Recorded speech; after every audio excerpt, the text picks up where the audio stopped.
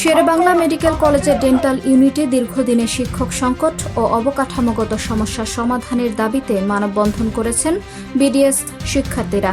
শনিবার ২৭ জুন দুপুর 12:30টায় কলেজ ক্যাম্পাসে এই কর্মসূচির আয়োজন করা হয়। একদম যে দক্ষ অর্জন যে চিকিৎসা সেটা কিন্তু পাওয়া সম্ভব হচ্ছে, কেন হচ্ছে না? কারণ আমাদের 52টা পোস্ট রয়েছে টিচারদের, সেখানে টিচার আছে মাত্র 11 জন। মানববন্ধনে শিক্ষার্থীরা অভিযোগ করেন, ডেন্টাল ইউনিটে অনুমোদিত 52টি শিক্ষকের পদের বিপরীতে বর্তমানে কর্মরত আছেন মাত্র 11 জন, অর্থাৎ প্রায় 74% শিক্ষক পদ শূন্য।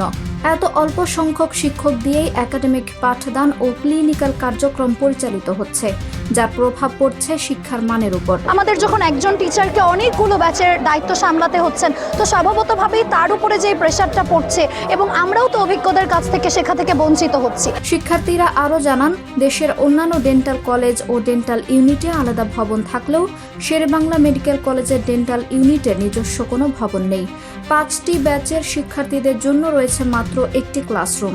ফলে নিয়মিত ক্লাস, ব্যবহারিক শিক্ষা ও একাডেমিক কার্যক্রম ব্যাহত হচ্ছে এবং তারা প্রয়োজনীয় শিক্ষার পরিবেশ থেকে বঞ্চিত হচ্ছেন। মাত্র 25% টিচার আছে, বাকি 75% টিচার নাই।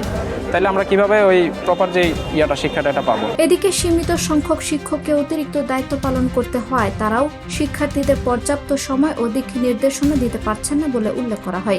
দাবি হচ্ছে শিক্ষক সংকট নিরসন করতে হবে এবং অবকাঠামোগত যে সংকট আছে ওটা নিরসন করতে হবে। মানববন্ধন থেকে দ্রুত শূন্য পদে শিক্ষক নিয়োগ, ডেন্টাল ইউনিটের জন্য পৃথক ভবন নির্মাণ এবং সার্বিক অবকাঠামোগত সমস্যা সমাধানে সংশ্লিষ্ট কর্তৃপক্ষের জরুরি হস্তক্ষেপ দাবি জানান শিক্ষার্থীরা।